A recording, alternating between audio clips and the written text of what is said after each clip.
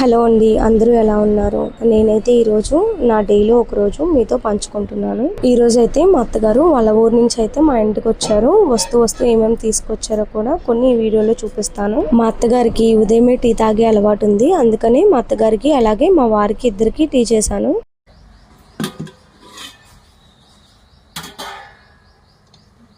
మా అత్తగారికి బయట ఫుడ్ ఏది నచ్చదు, ఇంట్లోనే చేసింది తింటారు. అందుకనే రాత్రే పెసలు అనేది నానబెట్టాను. అలాగే నాకు షుగర్ ఉంది కాబట్టి బయట నుంచి తినే టిఫిన్లు అయితే నాకు షుగర్ పెరుగుతుందని చెప్పి నేను ఇంట్లోనే చేసుకుంటూ తింటాను. ఈ మధ్యన ఆయిల్ కాస్ట్ ఎక్కువగా పెరగడం వల్ల ఏ ఆయిల్ యూస్ చేస్తున్నారు అనేది తెలియట్లేదు. యూస్ చేసిన ఆయిలే మళ్ళీ యూస్ చేయడం వల్ల కడుపులో నొప్పి అనేది కూడా వస్తుంది. అందుకని మేము బయట నుంచి టిఫిన్లు కూడా మానేసాము. ఇంట్లోనే హెల్దీగా ఇంట్లోనే బ్రేక్ఫాస్ట్ ప్రిపేర్ చేసుకుంటున్నాము. ఒక వారానికి సరిపడట్టు అట్టుపిండి ఇడ్లీ పిండి అయితే రుబ్బి ఫ్రిడ్జ్ లో పెట్టుకుంటాను. నాకు అది వారం రోజుల పాటు వస్తుంది. ఇక్కడ నేను వంటకి 2 రకాల ఆయిల్స్ అయితే యూస్ చేస్తాను. ఒకటేమో పప్పు నూనె, ఇంకోటేమో ఫ్రీడమ్ ఆయిల్ అయితే యూస్ చేస్తాను. పెసరట్టు టేస్టీగా రావాలి అంటే ఉదయం మనం పిండి రుబ్బుకునేటప్పుడు కొద్దిగా కొద్దిగా మెంతులు వేసి రుబ్బుకుంటే అట్టు చాలా క్రిస్పీగా వస్తుంది. లేదు అట్టు మెత్తగా రావాలి అంటే రుబ్బుకునేటప్పుడు కొద్దిగా అన్నం వేసుకుంటే గనక దోశ చాలా సాఫ్ట్ గా అయితే వస్తుంది. అత్తయ్య ఊరు నుంచి వచ్చేటప్పుడు అయితే 2 బాక్సుల మామిడి పళ్ళు తీసుకొచ్చారు. ఎందుకంటే వాళ్ళది నూజివీడు సైడ్ కాబట్టి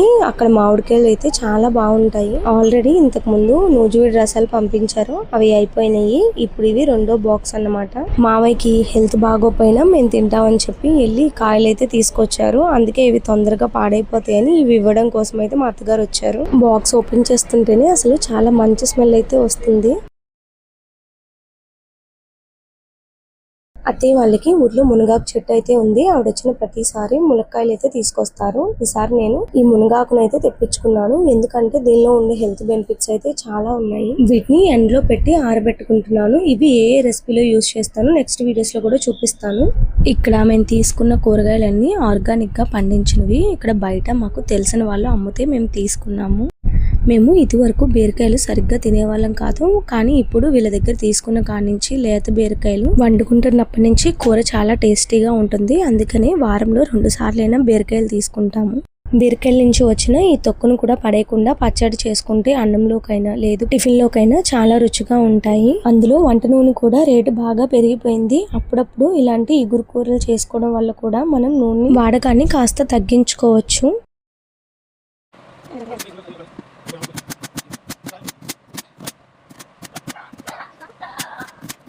ఇప్పుడైతే హాలిడేస్ కాబట్టి పిల్లలు కూడా ఇంట్లో ఎక్కువగా ఉండడం వల్ల వాళ్ళకి మధ్యలో ఏదో ఒక స్నాక్స్ లాగా చేయాల్సి వస్తుంది.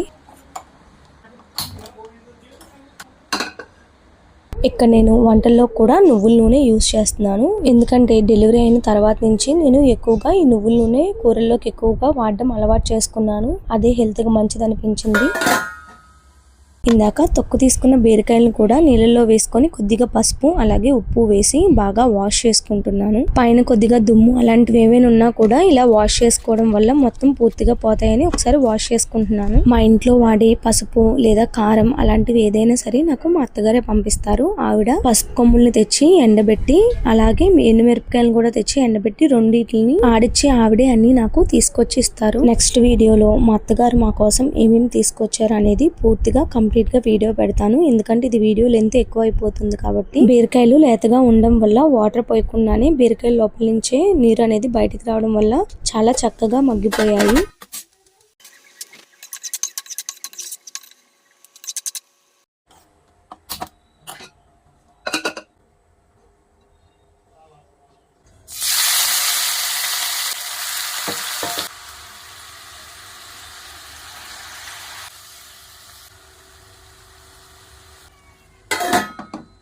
బీరకాయ తొక్కులు ఎక్కువగా లేవు కాబట్టి నేను సింపుల్ గా అయితే నా స్టైల్లో ఈ పచ్చడిని ఇలా అయితే ప్రిపేర్ చేసుకుంటున్నాను. ఒక మిక్సీ జార్ లో 5 వెల్లుల్లిపాయలు, కొద్దిగా జీలకర్ర, కొద్దిగా కరివేపాకు వేసి ఒకసారి ఇలా గ్రైండ్ చేసుకొని ఇందాక మగ్గించుకున్న బీరకాయ తొక్కును కూడా వేసి కొద్దిగా సాల్ట్ వేసుకొని ఒకసారి మిక్సీ పట్టుకోవాలి. తర్వాత దీంట్లో నేను తాలింపు వేసుకుంటున్నాను.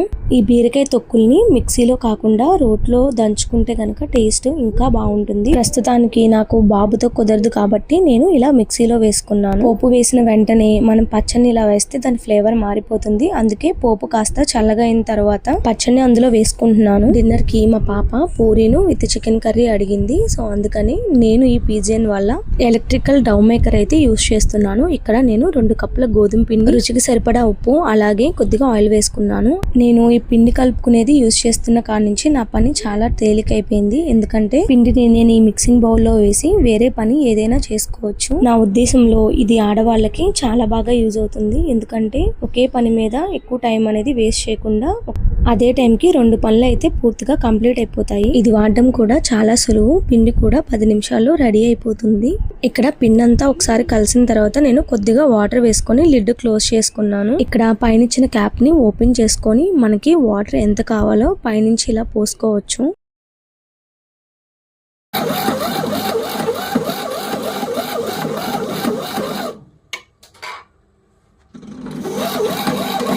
ఇక్కడ పూరి పిండి అయితే రెడీ అయిపోయింది. పిండి కూడా చాలా సాఫ్ట్ గా ఉంది. ఈ పిండిని ఒక 10 నిమిషాలు అయితే పక్కన పెట్టుకుంటున్నాను. ఈ లోపు పూరీలోకి కర్రీ ప్రిపరేషన్ చేసుకుంటున్నాను. ఇక్కడ నేను చికెన్ కర్రీలోకి నార్మల్ ఆయిల్ యూస్ చేస్తున్నాను. పూరీలోకి గ్రేవీ ఎక్కువ రావాలని చెప్పి ఇక్కడ ఉల్లిపాయల్ని అలాగే పచ్చిమిర్చిని ఒకేసారి మిక్సీ పట్టుకున్నాను. చికెన్ లో పసుపు, ఉప్పు వేసి బాగా వాష్ చేసుకున్నాను. మా పాప ఎప్పటి నుంచో పిజ్జా కావాలని అడుగుతుంది. అందుకని చికెన్ ముక్కల్ని కొన్ని అయితే తీసి పక్కన పెట్టుకుంటున్నాను. పిజ్జా కోసం తీసుకున్న చికెన్ లో అయితే కొద్దిగా పసుపు, కారం, అలాగే జీలకర్ర పొడి, కొద్దిగా సాల్ట్ వేసుకున్నాను. అది వీడియో క్లిప్ మిస్ అయింది. నేను చికెన్ లో కానీ లేదంటే వేరే కర్రీలో దేనికైనా సరే అల్లం వెల్లుల్లి పేస్ట్ అప్పటికప్పుడే చేసుకుంటాను. అలా చేసుకోవడం వల్ల కర్రీ టేస్ట్ 2 రెట్లు పెరుగుతుంది. తర్వాత ఇందులో యూజ్ చేసిన గరం మసాలా అయితే ఆవిడే ఇంట్లో ప్రిపేర్ చేసి తీసుకొచ్చారు. బయట తీసుకున్న గరం మసాలా ఎంత వాడినా సరే కర్రీ టేస్ట్ అనేది అంతగా తెలియట్లేదు. అందుకని అత్తయ్య ఊరి నుంచి వచ్చేటప్పుడు మాకు కావాల్సినవన్నీ ముందుగానే ప్రిపేర్ చేసి వచ్చేటప్పుడు తీసుకొని వస్తారు. మీరు అనుకోవచ్చు మీరు చేసుకోవచ్చు కదా అని చెప్పి,